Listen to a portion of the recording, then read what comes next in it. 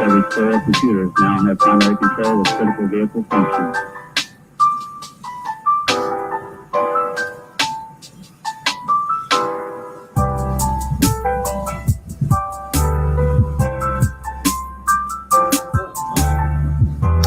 Let's see if I can find.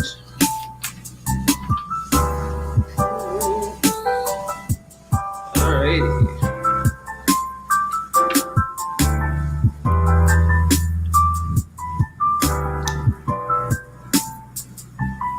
Okay, I think all right. So I'm gonna get started. I think it's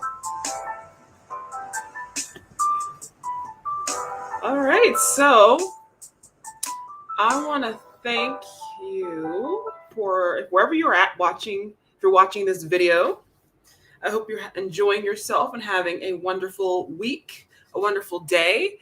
So my name is Keisha of New World Mind and Spirit, and welcome to this video. So today we're talking about caffeine. So so this is the month of October currently that we're in. It may not be October when you're watching this, but right now it is October, and it actually is Caffeine Addiction Recovery Month.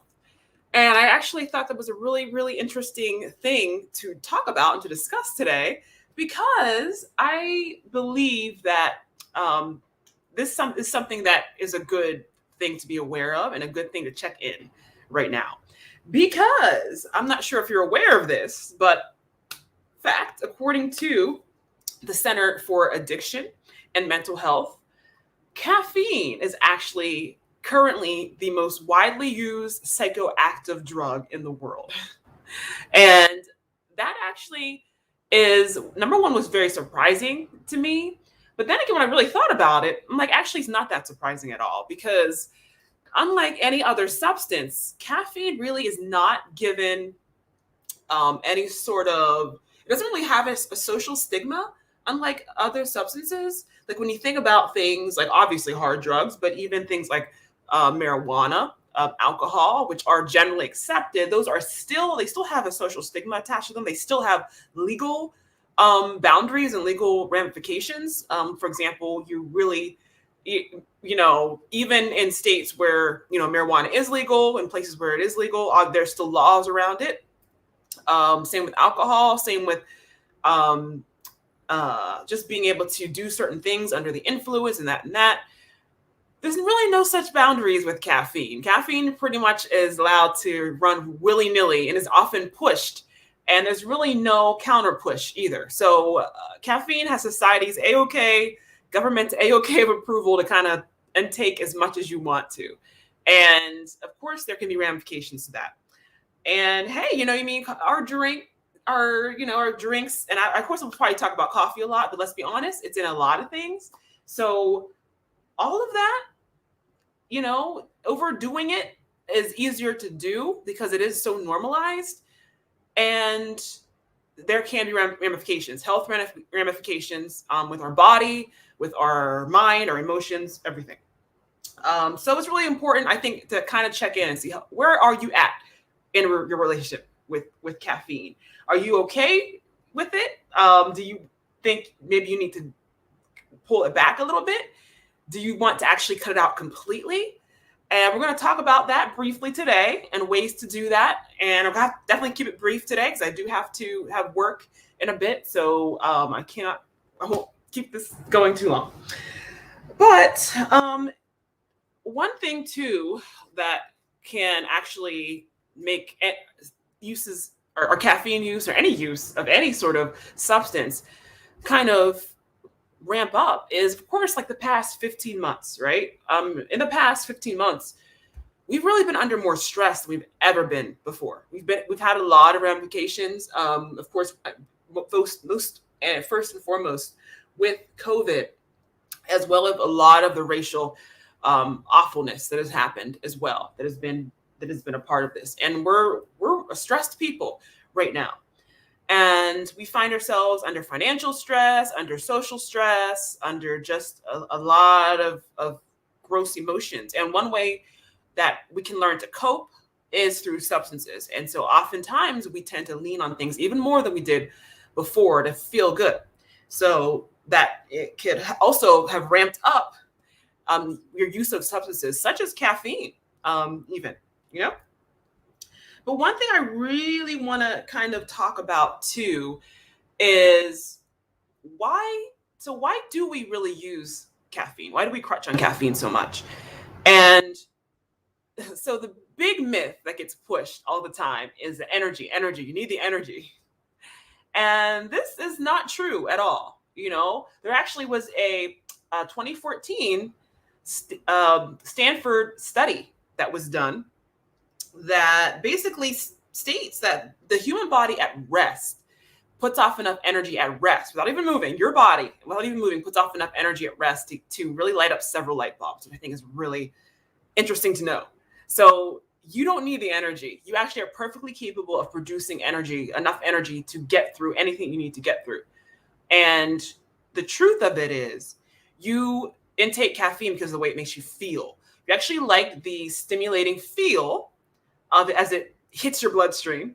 And honestly, especially even taste wise, it does something for you. It really, really gets those endorphins going. It really gives you a lot of pleasure and it makes you feel better about your day, especially when you are doing something that you don't want to do, like going to a cubicle at work often is something that we want to feel better about that.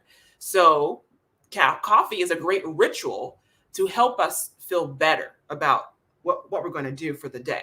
So it's really important to understand that everything that we do is emotionally driven. And that's probably one of the biggest things as a certified hypnotist. I want you to know, I want the world to know, is that everything you do is driven by emotions, and the solution to things that are obstacles in your life, to things that you struggle with, to recurring behaviors that you want to cut out, such as addictive behaviors, such as even being addicted to caffeine, is emotion based. So we are often succumbing to addictive behaviors because we are basically trying to move away from feeling bad into feeling good. And that's how we arrive at these things. Okay. So I really want you to do that. So what are some signs that you could be, having a little bit of a problem with caffeine? Well, number one of the most common issues with excessive caffeine is, of course, jitteriness, kind of a feeling of high tension. Another is irregular heartbeat or heartbeat beating really fast. Like I actually, at one point, I was drinking a lot of coffee, way too much coffee, several cups in a day. And it got me so anxious. And I actually was getting like palpitations and just like kind of feeling this jitteriness in my chest. And so I knew I kind of had a problem and I had to eventually start to cut it out. So that's a common one. Of course, sleeplessness, insomnia as well, moodiness as well, and digestive issues. That's another thing also that drinking too much coffee gave me was just general stomach ickiness and pain and stomach pain, which I knew I had to cut back as well. So one thing too to be aware of is oftentimes we're getting more caffeine than we realize.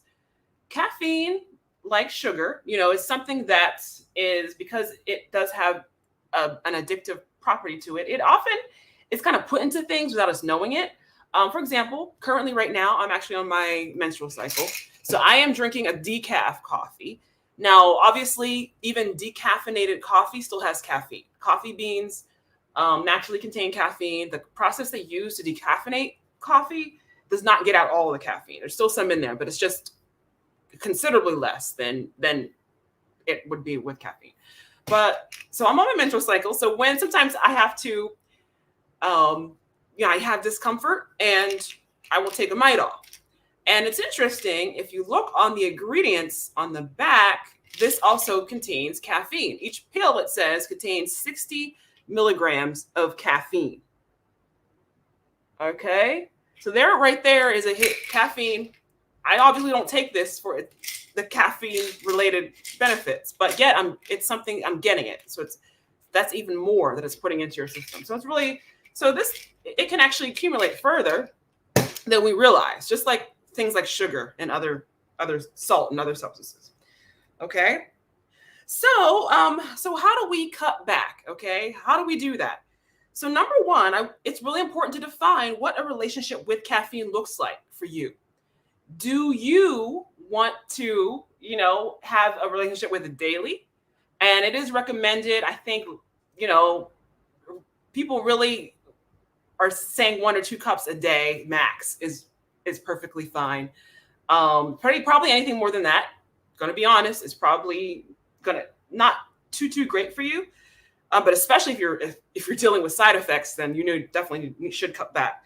But what does that look like for you? A good relationship with caffeine? Are you talking about like 1 a day?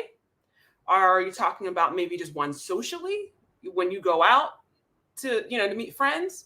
Or do you actually, if you're honest with yourself, do you want to actually cut out caffeine mostly from your life and just kind of be sober from caffeine, quote unquote? So only you can define that and decide that for yourself and decide what that means for you. I do enjoy coffee, again, in moderation. So I've been there where I've had too much. I know what that's like. I know I don't want to go there again. So it's important for me to stay in balance with it. So that's number one, just define what your relationship is like. So after that, of course, we'll talk about a practical thing to do is simply to start to decrease.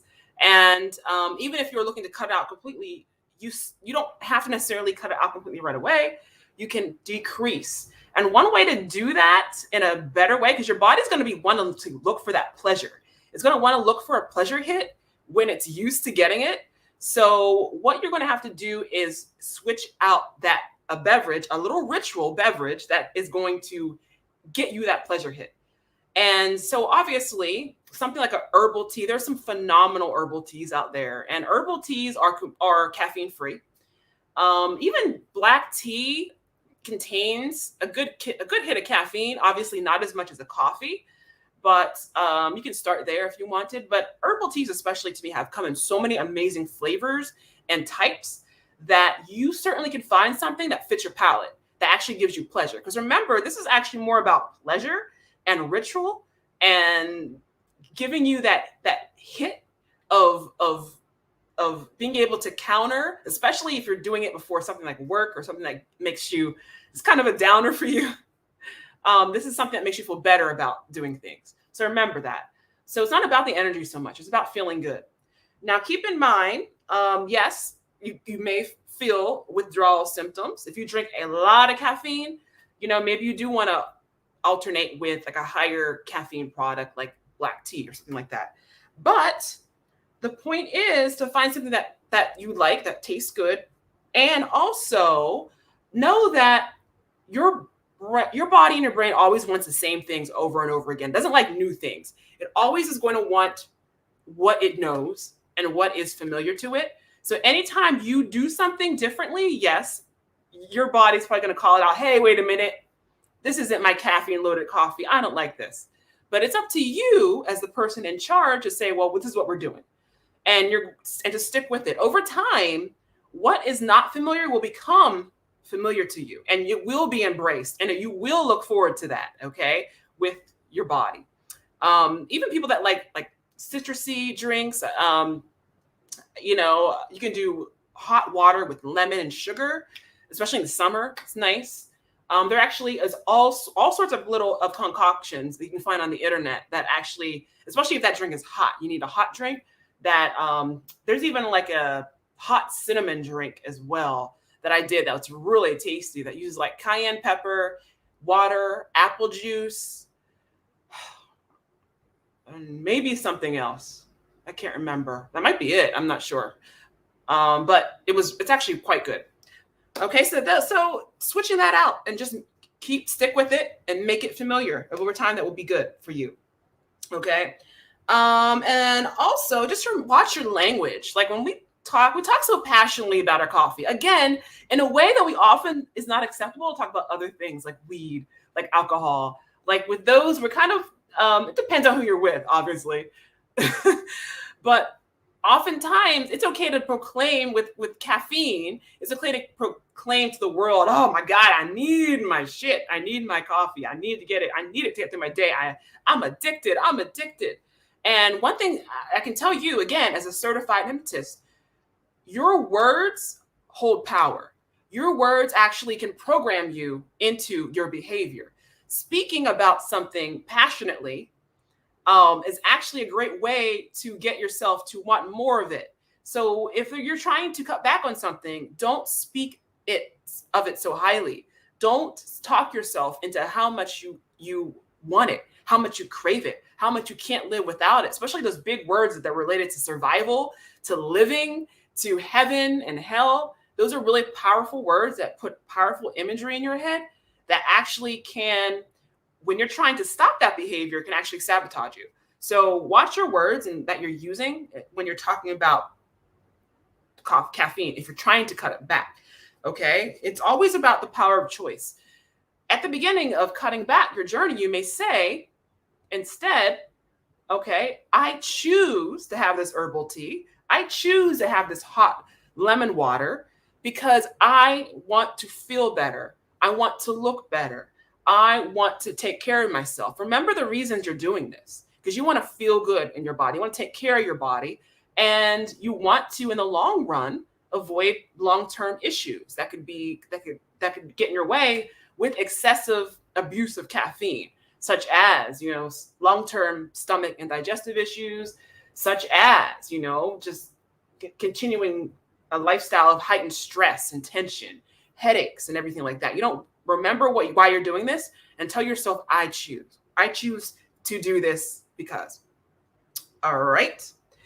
And over time, eventually your body's going to learn to accept and it's going to change over. And one thing too, that is great for you to do any changes is hypnosis. So I highly recommend hypnosis to change any behavior patterns, habits that you want to change, including addictive behaviors. So how does hypnosis work? So one thing I want to let you know right now, hypnosis is not scary. It's not mind control. Hypnosis is basically a way to bypass your willpower, your conscious mind, and to actually use the subconscious and plant ideas in there so that you can more easily change your thinking, can more easily change your habits and your behavior. And this is a perfect example. So if you are struggling with something and you've tried through willpower to change it many times, you've tried to give this up over and over and over, you may have even given up caffeine for a short period of time, but you keep falling back into it, I highly suggest you try hypnosis. So definitely it's a wonderful, relaxing little program, and it's easy and it is effective. And it is absolutely a great tool to use. And what we'll do is we'll go through 5 sessions and we just will basically root out exactly the root cause of why you are doing this addictive behavior. And again, emotions are often at the heart of it. So definitely, if you're interested, you're wondering if hypnosis is for you, definitely reach out to me. And you can reach me, Keisha, at newworldtarot.org. You can just go to the website, www.newworldcoaching.org. There's some information there. And you can contact me there as well. Okay.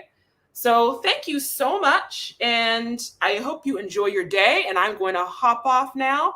If you enjoy this content, please subscribe to the newsletter. You can do that at www.newworldcoaching.org/sign up. Check out the book as well, Life Change Now, available in paperback form, Kindle form, and now audiobook form on Amazon. And if you're interested in getting a free audiobook download of the book, so it is all about 3 steps to changing your life, changing your behavior. If you're interested in getting that book, which also, by the way, includes a free hypnotic recording as well. So if you ever wanted to give hypnosis a try, definitely check out the book and check out the free gift and the little free video session that's in there. Okay. So make sure you do that. Make sure you sign up to the newsletter, sign up to the YouTube channel, which is New World Mind and Spirit, and check out the book, Life Change Now, a 3-step guide to manifesting what you want through the magic of being who you are. So I thank you so much, and definitely reach out to me if you need help with that caffeine habit. But remember, you totally can do it. You just got to stick with it and reach out to me if you have any questions. Remember, to change your life, you must first change yourself. Always, always. All right, we'll see you next time. Be safe, be blessed, and take care.